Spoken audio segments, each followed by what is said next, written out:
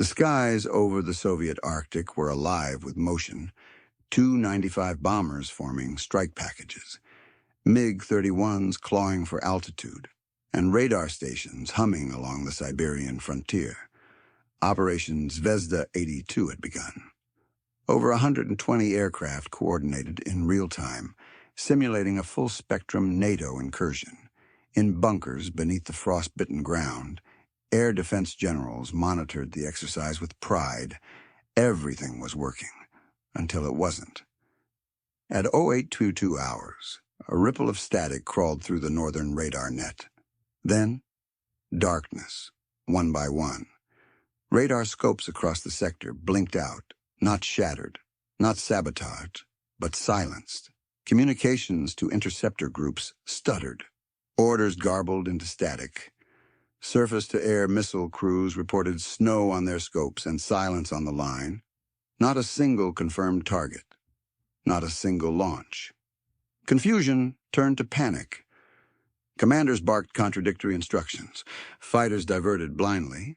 Coordination collapsed. Entire regiments of MiGs flew without targeting data. Their radar locked in loops or showing nothing at all. Somewhere above them, ghost echoes bounced across the frequency spectrum, phantom signatures that couldn't be real, and orbiting 200 kilometers away, unseen by Soviet scopes, was a single U.S. aircraft EC-135 Rivet Quick. Its engines were quiet, its sensors were not. The Rivet Quick wasn't designed to shoot, it was designed to erase, to sweep the airwaves clean of coordination, to make command vanish, to leave 1,000 soldiers armed, ready, and utterly blind. In less than 8 minutes, over 100 Soviet aircraft lost reliable comms, not a single missile fired, not a single radar locked, and the Soviet Air Army, one of the most feared air defense machines on Earth, was left punching into the void. What they didn't realize, what no Soviet general could admit out loud, was this: the EC-135 had not jammed their machines. It had jammed their entire idea of war.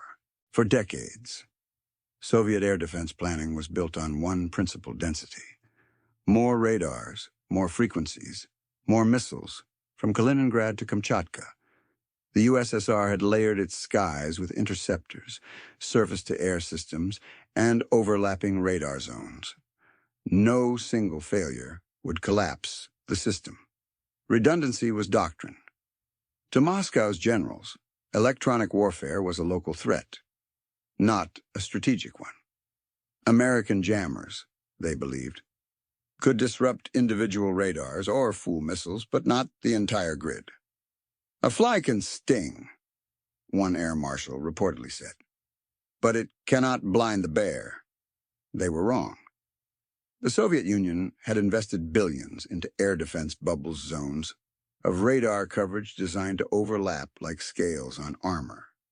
Each was assigned a frequency range with hardened underground cables and high-frequency relays to prevent signal interruption. On paper, the system was bulletproof, but the EC-135 didn't fire bullets. It fired chaos. At its core, Soviet defense thinking assumed three things American ECM aircraft needed to be close to be effective. Jamming had to be focused stronger on one target, weaker on others. Real-time redundancy would defeat signal degradation. All three assumptions collapsed the moment the EC-135 entered the drill zone. The aircraft's broadband emitters didn't target individual radars. They blanketed entire frequency ecosystems, adapting in milliseconds, hopping from band to band faster than Soviet filters could track. The EC-135 wasn't disrupting comms, it was deleting channels mid-sentence. Fighter pilots reported their IFF transponders malfunctioning. Missile crews saw targets appear, vanish, reappear in impossible vectors. Command relays between sectors went silent, then returned broadcasting loops of old instructions. A full third of all radar operators reported hallucinated contacts, fleets of planes that didn't exist, inside the Kremlin. Early reports were dismissed. A system glitch, perhaps an overactive ionosphere. One intelligence officer even blamed solar flares. But the data didn't lie. All losses correlated with a single moment, a pass by a U.S. reconnaissance aircraft that, according to Soviet tracking, never transmitted a thing. That was the first real warning the most dangerous weapon wasn't one you could detect.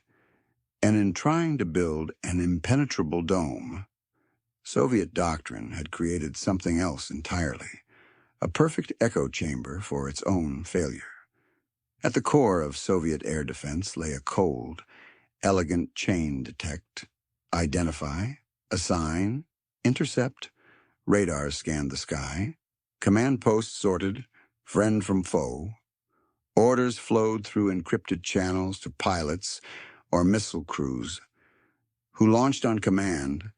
Everything was controlled, everything was centralized, and that was the fatal flaw. The system didn't need to be destroyed, it just needed to be disconnected. Soviet doctrine emphasized overwhelming force, but force only functioned with connectivity. The EC-135 exposed that dependency with surgical precision. It didn't jam weapons, it jammed thinking. It turned Soviet air defense into a theater full of loaded guns and no script. In exercises like Zvezda 82, radar control officers operated under strict timing loops. Every signal had a purpose, every vector had a gate. If one link failed, radar down, order missed, delay in confirmation, the entire sequence stalled. Pilots didn't improvise. Missile crews didn't freelance. Autonomy was not designed in because autonomy was seen as risk. So when the EC-135 pulsed its first digital scream into the sky, it wasn't just scattering noise, it was slicing apart the nervous system of the Soviet Air Army. Tracking data vanished. Communications turned into static. Voice channels echoed garbled syllables from other sectors. More dangerously, the command net responsible for assigning intercepts froze mid-cycle. Jets were airborne. Radars were active. But no one knew where to go. No one knew what to do.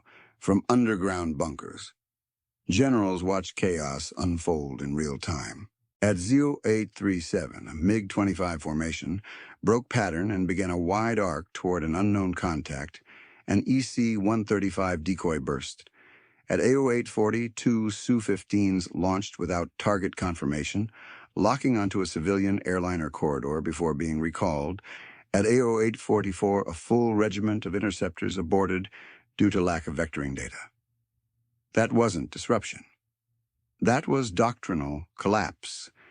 The Americans hadn't just inserted noise into the Soviet system, they had revealed that without perfect, uninterrupted control, the entire architecture fell into confusion. Soviet systems were designed to obey. The EC-135 introduced an idea they couldn't compute. What if the sky doesn't obey back by the time Moscow understood what had happened?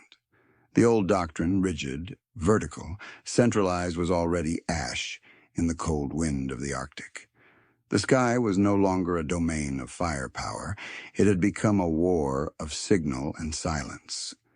At precisely 08:18 a.m. local time during Zvezda 82, everything was working. A bomber strike package, escorted by MiG-23s, flew across the simulated NATO vector. Surface-to-air missile regiments reported full acquisition. Command posts issued intercept vectors with mechanical precision. The drill was unfolding like clockwork. Then, one aircraft entered the periphery, designated Brass Delta. It was logged by early warning radars as a high-altitude U.S. reconnaissance platform, flying legally along the Norwegian Sea. EC-135 Rivet Quick, long wings, no weapons, not a threat. At 0821, it flipped a switch, and the impossible began. Within 60 seconds, radar scope fidelity dropped across 3 Soviet air divisions. Operators reported range data corruptions. Ghost tracks flooded screens. Friend or foe identifiers vanished. Communication relays overloaded with conflicting call signs. Fighters were ordered to vector on contacts that didn't exist. while real bombers passed unchallenged. Then came the blackout. At ERO 824, the entire Sinej command sector lost uplink with its radar net. SAM sites in Karelia switched to autonomous mode, defaulting to hold fire in absence of verified target signatures. MiG pilots, locked into formations, requested vector corrections. None came. Static replaced orders, silence replaced certainty, and orbiting far to the west. The EC-135 Rivet Quick glided in a slow circle. It never crossed a border, never armed a missile, yet it had just neutralized one of the densest air defense networks in the modern world, inside the operations center. Panic took hold. Voice recorders captured it all. "What is your target? Repeat the call sign. I cannot see him. Who is jamming? Are we being attacked?" "No. It's not jamming. It's nothing. It's empty." The Rivet Quick hadn't just confused the system. It had inserted strategic paralysis. Entire Soviet regiments, armed to the teeth, became blind, deaf, and afraid to fire. Dozens of aircraft were grounded. Others flew in circles, burning fuel, waiting for orders that would never arrive. And when the drill ended, when tapes were reviewed, when radar logs were compared, the truth was undeniable. One aircraft, unarmed, untouched, had reduced the Soviet air grid to white noise. This wasn't electronic warfare. This was cognitive annihilation, and it had come not from a missile or a bomb, but from a signal. When the after-action reports from Zvezda 82 arrived in Moscow, they were met not with alarm, but with suspicion. Senior commanders flipped through transcripts with furrowed brows. "Radar failure," one officer mumbled. "Poor weather," suggested another. The idea that an unarmed American aircraft had vaporized their command structure without a shot was not just inconvenient, it was unthinkable. Denial came first. Central planning attributed the blackout to solar interference, a burst of electromagnetic activity, perhaps, or a natural ionospheric anomaly. The fact that it coincided precisely with the EC-135's approach was labeled coincidence. Soviet meteorologists were ordered to generate supporting documentation. Some did, others refused. Then came the theories, wild and disconnected. Perhaps NATO had launched a passive satellite strike. Perhaps the Americans had preceded Soviet radars with corrupted firmware. Perhaps a mole inside the Communications Bureau had sabotaged the entire net. But nothing stuck, because the evidence was too clean and too damning. Flight logs confirmed the EC-135's orbit. Signal analysis matched its path with the moment the Soviet airnet collapsed. Voice recordings revealed no missile launch, no hostile incursion, no violation of airspace, just one American aircraft circling, and silence. And then, reluctantly, the truth emerged. In a classified briefing weeks later, one GRU analyst put it plainly: "The aircraft jammed us. But not our frequencies, our process." That line would haunt Soviet doctrine for a decade. Still, official reaction was slow, even hostile. Generals refused to update training manuals. Field officers who raised concerns were quietly rotated out. Internal memos warned of alarmism and exaggerated assessments of American capability. To admit the truth would require acknowledging that the entire Soviet model, built on numbers, layers, and control, had a blind spot the Americans had just walked through. One air defense commander, in a private meeting, reportedly slammed his fist on the table. "We have over 800 interceptors, thousands of missiles, and one American aircraft made us look like we have none." But Moscow would not budge, because to admit defeat in the domain of signals was worse than defeat in battle. It meant nothing, no radar, no missile. No fighter could be trusted if the airwaves themselves belonged to someone else. The Soviet Union had spent decades preparing for nuclear war, but it had never prepared for invisible war. Faced with a crisis they barely understood, Soviet strategists clung to what they knew best scale. If one radar failed, they would build 10. If one command net faltered, they would weave 5 more.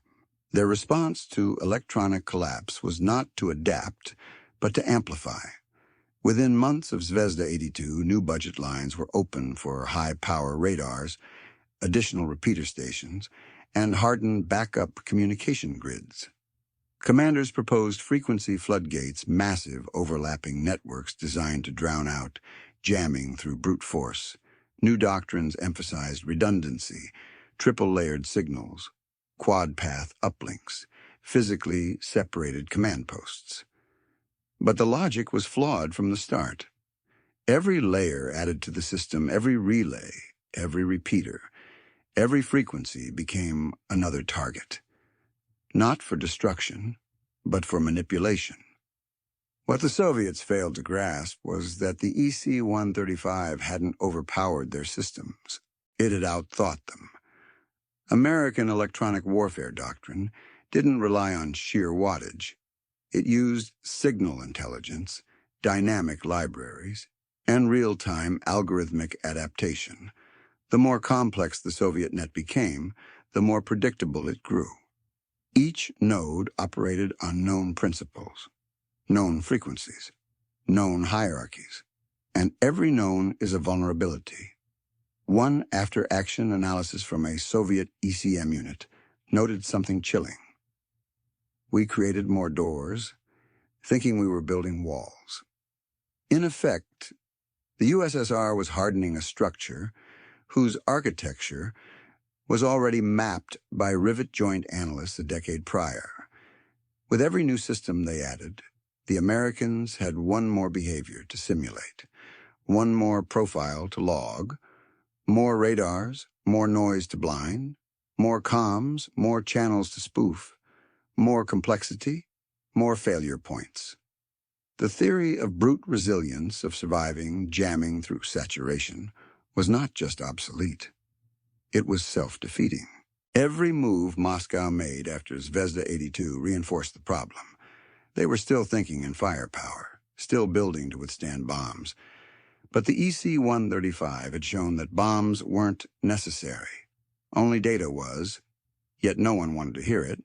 Committees defended their funding, generals defended their egos, and the air defense machine grew denser, louder, slower, while the enemy got quieter, faster, and smarter. What the Soviets didn't understand was this: the Americans weren't preparing to fight their system. They were preparing to bypass it entirely. When brute redundancy failed, Soviet doctrine lurched in another direction of fence. If the EC-135 couldn't be outcommunicated, perhaps it could be hunted. Enter Theory 2, the reactive strike doctrine. Intercept the jammer, track its emissions, lock on, fire, kill the ghost before it speaks again. On paper, it was elegant. American ECM platforms, like the EC-135, had to emit to jam. Emissions meant detection. Detection meant interception. Soviet engineers rushed to refine their anti-radiation missile programs. New variants of the R-27 and R-33 were designed with extended ranges and passive homing. Specialized MiG-31s were outfitted to run hunter-killer profiles against known jamming corridors. There was just one problem. The EC-135 didn't behave like a traditional emitter. Its jamming wasn't a constant beam, but an adaptive blur, shifting across bands, durations, and pulse formats. By the time Soviet ELINT teams triangulated its signal, the aircraft had already pivoted to a new frequency cluster. Emissions were sliced thin milliseconds of data noise stitched into the background traffic. It was jam, vanish, relocate, repeat. By 1984, Soviet strike groups had attempted 6 live intercept simulations against Rivet Quick aircraft. None succeeded. In most cases, The target was lost before visual contact. In 2, the MiG flight paths were redirected by spoofed telemetry, their own systems feeding them false headings. One pilot, in a debrief, said it best. It was like chasing a ghost through a mirror maze. Even anti-radiation missiles, hailed as the solution, proved ineffective. The EC-135 sensors could detect targeting protocols and shut down emissions instantly, leaving the missile with nothing to home in on. It didn't need to dodge the strike, it simply became silent. And when it spoke again, it did so in a different voice. This wasn't electronic warfare as the Soviets understood it. It wasn't about dominance through energy, it was about timing, deception, and flexibility. Traits that Soviet doctrine had never been built to emulate. The EC-135 wasn't just immune to interception, it had rewritten the rules of engagement. And each failed intercept mission only reinforced the same brutal lesson: you can't shoot what you can't see. You can't track what won't stay. And you can't kill what understands your system better than you do. The GRU prided itself on technical parity. For every American radar, a Soviet clone. For every NATO missile system, a countermeasure in development. But when it came to electronic warfare, especially airborne systems like the EC-135, Soviet intelligence made a fatal miscalculation. They believed they were tracking hardware. In reality, they were missing an ecosystem. In the years leading up to the Zvezda 82 incident, Soviet analysts had logged the EC-135 as a standard reconnaissance asset. Its antenna arrays were noted, its flight paths cataloged. The assumption was simple. It collected signals, it didn't shape them. The GRU had no data on the Rivet Quick's upgraded suite, a generation-jumping refit that included real-time frequency libraries, adaptive jamming algorithms, and neural network-based emitter profiling. It could catalog a Soviet signal in milliseconds, then sculpt interference shaped precisely to that waveform. The Americans weren't just jamming, they were hacking reality. After the Arctic blackout, Soviet intelligence scrambled to explain how they'd missed it. Declassified NATO patents, previously ignored, revealed that U.S. contractors had been developing wide-area ECM methods since the mid-1970s. This wasn't sudden. It was systematic. A GRU technical officer wrote bitterly in a closed report, "We have been watching their wings, but we ignored their wires." That oversight ran deep. American ECM development was driven by a philosophy the Soviets never adopted: software-defined warfare. Rivet Joint and Rivet Quick programs weren't just upgrading hardware, they were embedding code intelligence into every node. Each EC-135 flight wasn't just a mission, it was a learning process. Every Soviet emission it detected became another entry in a living playbook.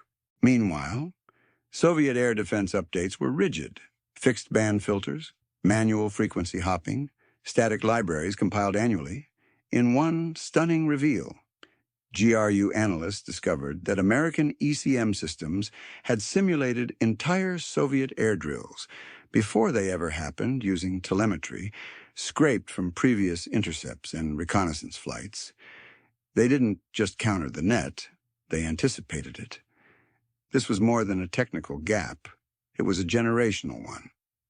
Soviet doctrine viewed the electromagnetic spectrum as terrain. Americans viewed it as a weapon, one that didn't need to destroy radar to defeat it. Just confuse it, just delay it, just undermine its trust. And by the time Moscow realized that, the EC-135 had already moved on to its next version, one even quieter, even smarter. The GRU wasn't late to the party. They had been watching the wrong house. The EC-135 was not a lone wolf. It was the visible tip of an invisible machine, one that had been built in silence, tested in shadows, and optimized not to fight Soviet weapons, but to erase their purpose. To understand how the EC-135 overwhelmed an entire air defense network, you had to look beyond the airframe. You had to follow the cables stretching back to Offutt Air Force Base, to NSA data farms, to airborne command posts and orbiting satellites. You had to understand that this was not a plane. It was a node in a system designed to dominate cognition itself.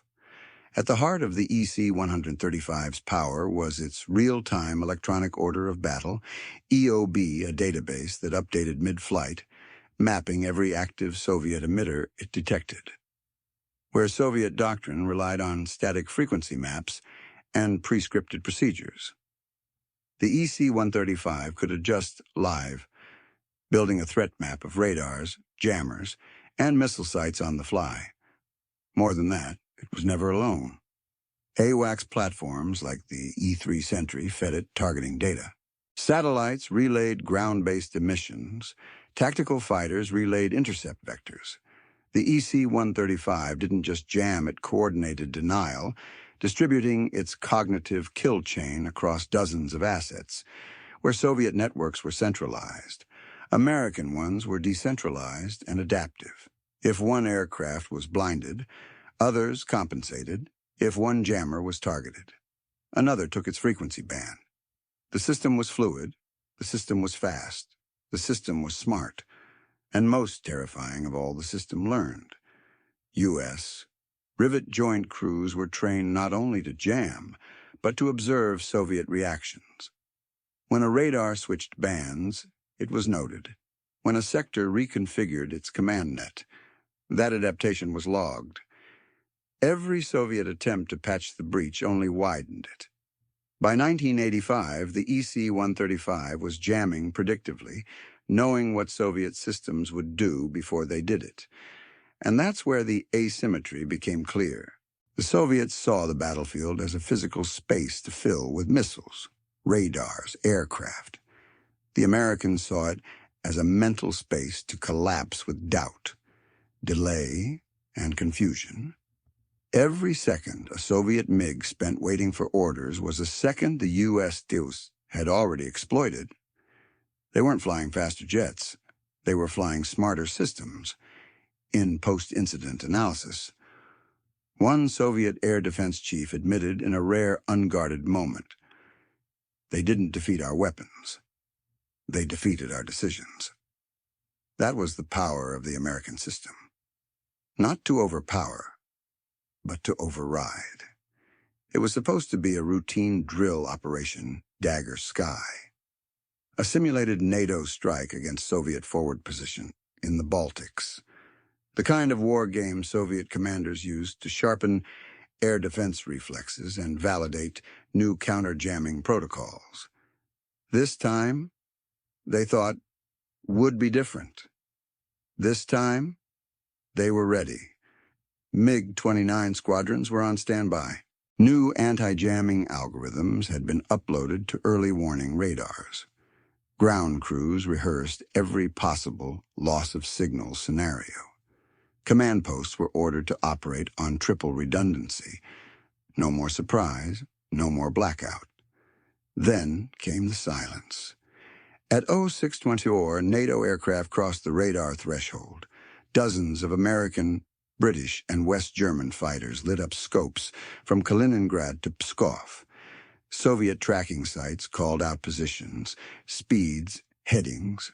Then, the lights began to blink. At 0626, radar stations began reporting intermittent signal drift. Nothing fatal, but erratic. Operators compensated. Then came false contacts, entire wings of fighters that blinked in, out, and then multiplied across screens. A-10s appearing at 3,000 km H, F-15s flying backwards, B-52s hovering in place. At 0629, the screen went white. Voice channels flooded with feedback. Ground crews called in ghost. Missile units went offline. Orders issued from command took over 90 seconds to reach squadrons, a lifetime in air combat. In the sky, MiG pilots saw nothing but static. Their radars swept empty air. The Americans were there, The Soviets couldn't see them. A single EC-135 backed by a digital wall of rivet joint. Compass call, and AWACS had blanketed the entire Western Front in cognitive fog. The humiliation was total.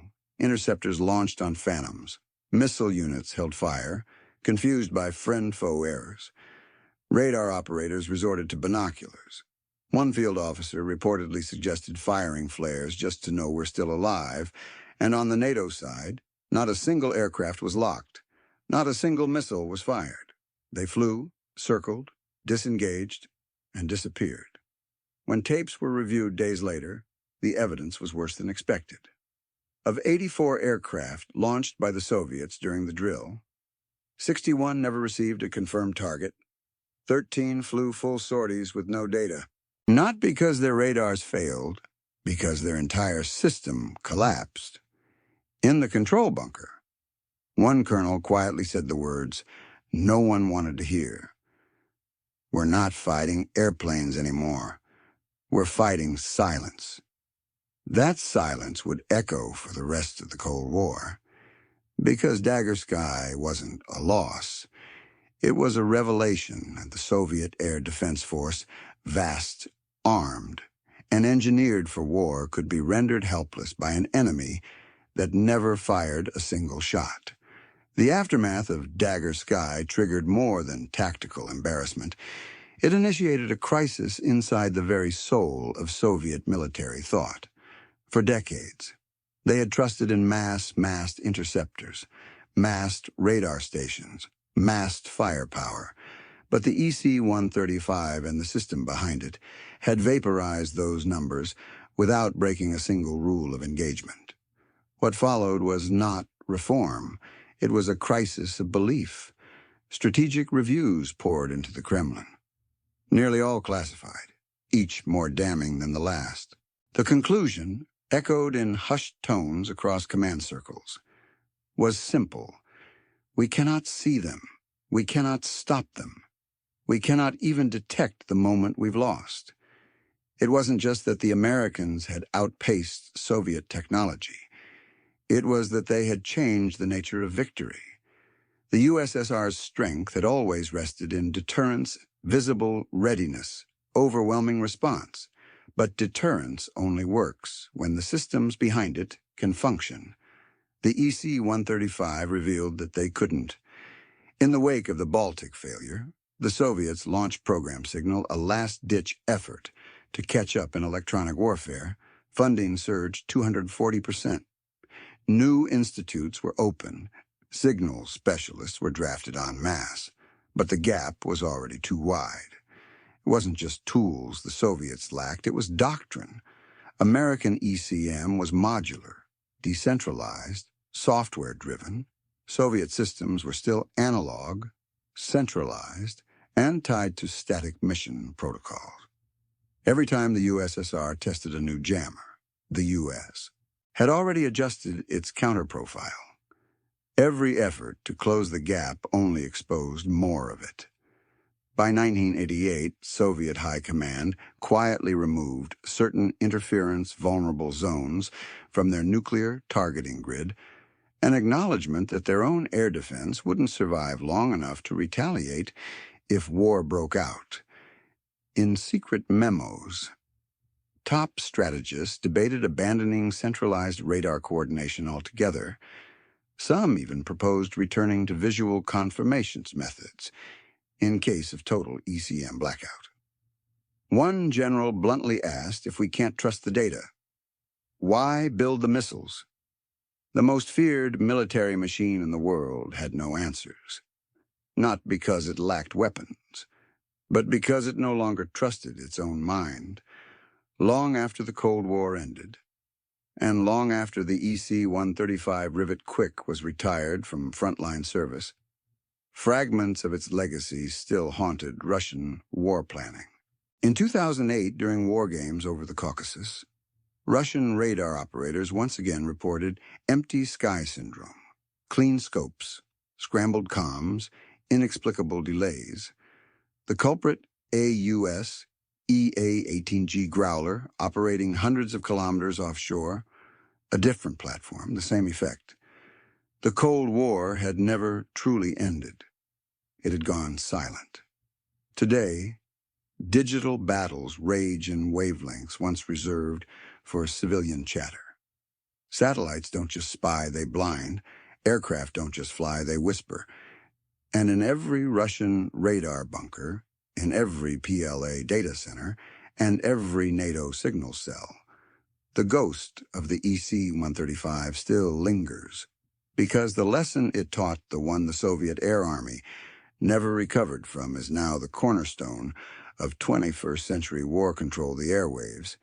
And you control the sky, not with missiles, not with fighters, but with signal. And somewhere deep in the archives of Russia's forgotten air defense logs is a blank tape, time-stamped, labeled, cataloged. It marks the moment 1,000 Soviet radars turned to snow. It bears no gunfire, no impact, no threat, just silence, the kind that comes before the storm or after the war is already lost.